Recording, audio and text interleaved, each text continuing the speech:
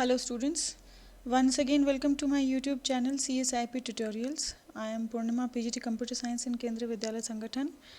और जैसा कि हम फंक्शंस के बारे में डिस्कस कर रहे थे, तो फंक्शन कॉल से जुड़ी ही कुछ और इम्पॉर्टेंट बातें हैं जो मैं आज आपको बताऊंगी।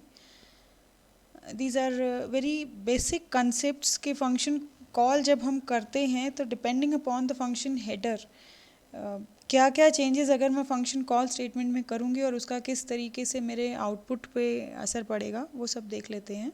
ठीक है, तो एक बार ये एक कोडिंग मैंने पहले से बना रखी है, इसको देख लेते हैं।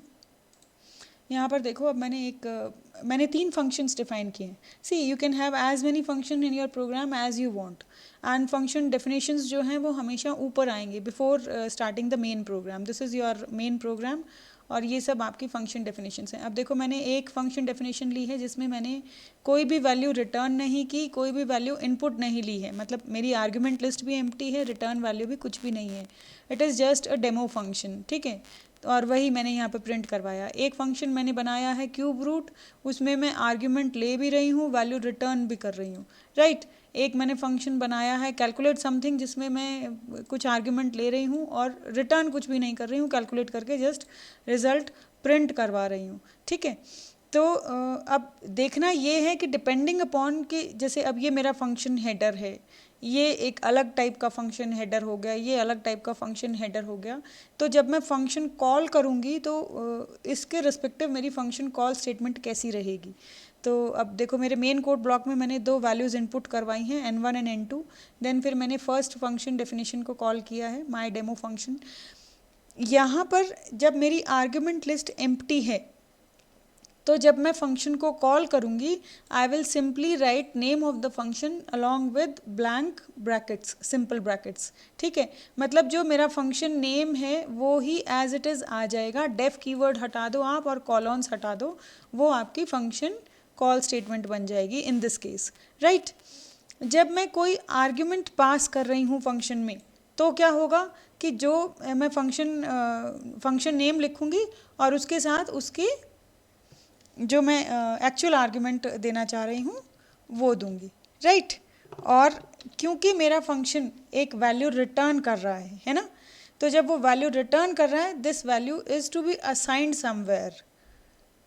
जैसे यहाँ पर मैंने सी में असाइन, क्योंकि जब मेरी ये फंक्शन कॉल एग्जीक्यूट होगी तो इसके एग्जीक्यूट होने के बाद जो रिटर्न वैल्यू मुझे मिलेगी वो कहाँ जाएगी, फिर उसको मैं ऐसे ही वेस्ट तो नहीं कर सकती ना, तो उसको मैं या तो किसी वेरिएबल में इनिशियलाइज करवाऊंगी, या फिर अगर मैं डायरेक्टली उसको प्रिंट करना चाहूँ तो मैं प्रिंट स्टेटमेंट में भी दे सकती हूँ। सिंपली आई कैन राइट के प्रिंट, तो जो रिज़ल्ट होगा वो मेरा आउटपुट स्क्रीन पे चला जाएगा, वहाँ प्रिंट हो जाएगा।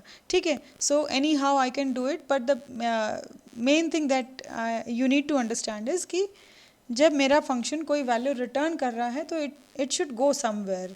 ठीक है, फिर थर्ड केस में देखिए, मैंने आर्ग्यूमेंट्स दी हैं लेकिन मैंने रिटर्न कुछ भी नहीं किया है, simply I am printing the result. जब मैं कुछ भी रिटर्न नहीं कर रही हूँ तो रिटर्न स्टेटमेंट देना भी कंपलसरी नहीं होता, जैसे कि मैंने यहाँ पे दिया है, यहाँ पे नहीं दिया है, it hardly make any difference. ठीक है, तो अब मैंने कैलकुलेट समथिंग फंक्शन कॉल किया है और ये सिंपली इस प्रिंट स्टेटमेंट को एग्जीक्यूट करेगा और ख़त्म हो जाएगा, राइट।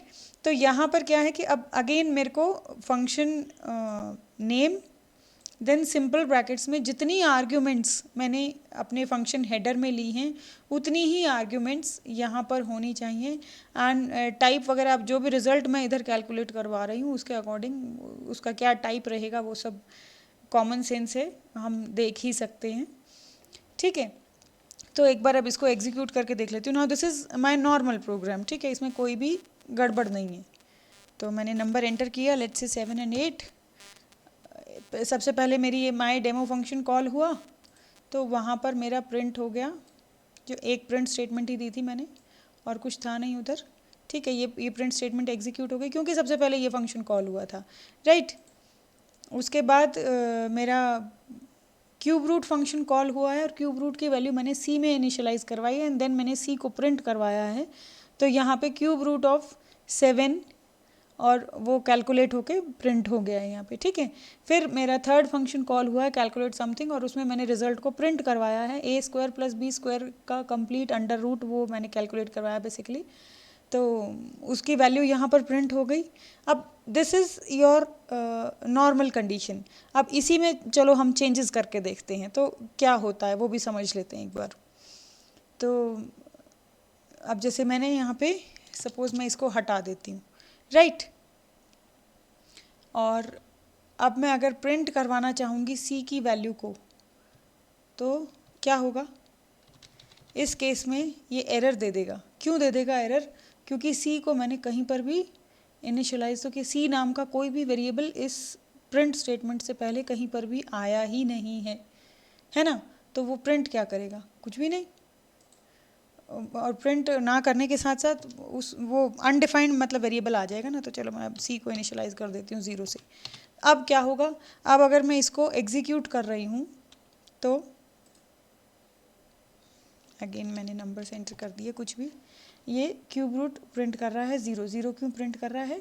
क्योंकि मैंने सी को 0 से इनिशियलाइज करवा रखा है और यहाँ पर मैंने कुछ भी इनिशियलाइज नहीं करवाया। तो एरर तो नहीं दिया इसने, लेकिन वो वैल्यू जो थी मेरी वो एक तरीके से गार्बेज में चली गई है, राइट। तो चलो अब यहाँ पर हम इसको इनिशियलाइज कर देते हैं सी से। ये मेरा नॉर्मल हो गया। अब हम एक चीज़ और देख लेते हैं कि अब जो ये है माई डेमो फंक्शन, उसकी आर्ग्यूमेंट लिस्ट में कुछ भी नहीं है ना।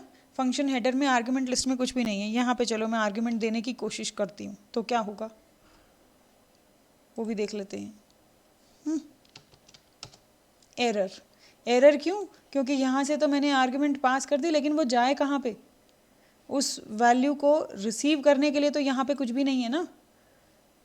So this is why it is giving error. अब एक चीज़ और देख लेते हैं कि ये फंक्शन कुछ भी रिटर्न नहीं करवा रहा है। मैं इसको इनिशियलाइज करवा लेती हूँ, राइट। यहाँ पे मैंने अगेन सी को ही इनिशियलाइज करवा लिया, कैलकुलेट समथिंग। और उसके बाद मैंने क्या किया, सॉरी ये 2 बार आ गया। उसके बाद मैं सी को प्रिंट करवा रही हूँ। तो अब इस केस में ये सी मेरा क्या प्रिंट करेगा या एरर देगा या क्या होगा वो भी देख लेते हैं, है ना। अब देखो यहाँ पे इसने प्रिंट किया नन। नन किस लिए प्रिंट किया है? क्योंकि मेरे फंक्शन ने रिटर्न कुछ भी नहीं किया। तो यहाँ पर सी के अंदर क्या इनिशियलाइज हो गया? None, right. और जब सी के अंदर नन कीवर्ड हमने पढ़ा था, डेटा टाइप्स में भी पढ़ा था नन। तो अब यहाँ पे क्या हुआ कि सी के अंदर मेरा नन इनिशियलाइज हो गया और जब मैंने सी को प्रिंट करवाया आफ्टर कॉलिंग द फंक्शन तो मेरा क्या प्रिंट हो गया? None, right.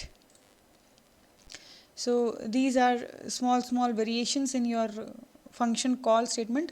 तो जब भी हम आगे हम अंडरस्टैंडिंग बेस्ड क्वेश्चंस भी जैसे डिस्कस करेंगे, इन चीज़ों का ध्यान रखना है कि मेरे फंक्शन हेडर जो है उसके अकॉर्डिंग मेरी फंक्शन कॉल स्टेटमेंट होनी चाहिए और जो रिटर्न स्टेटमेंट है उसका भी ध्यान रखना है कि अगर मेरा फंक्शन कुछ वैल्यू रिटर्न कर रहा है तो वो वैल्यू कहीं ना कहीं इनिशियलाइज करवाई जाए या प्रिंट करवाई जाए। वो नॉर्मल कंडीशंस होती हैं।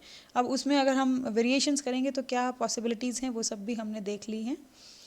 ध्यान में रखना इन चीज़ों को। Thank you so much.